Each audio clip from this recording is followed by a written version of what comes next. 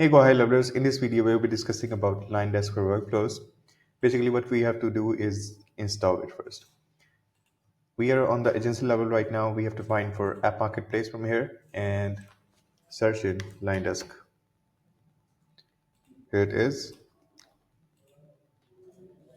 It's up to you. You want to install it on any of your specific sub account. You can choose multiple sub accounts or you can choose them all. If you choose them all, it will be giving you the option to enable automatic future installation from here.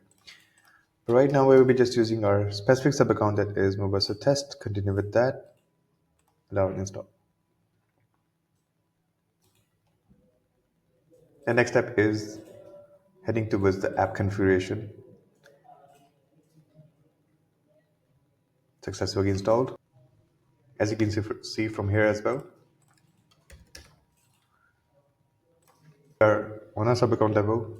You can find for app configuration from here. Type in LionDesk. Let's get it configured.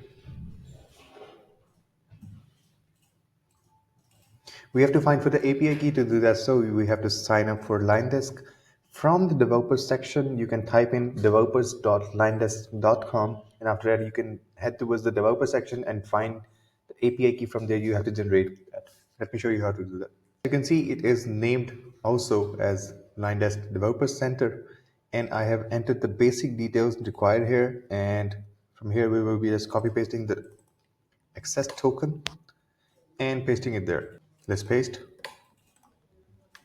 As you can see, it is successfully configured now. Head towards automations to create a workflow and to check on what value is being provided by LionDesk. Create a workflow from here, start from scratch.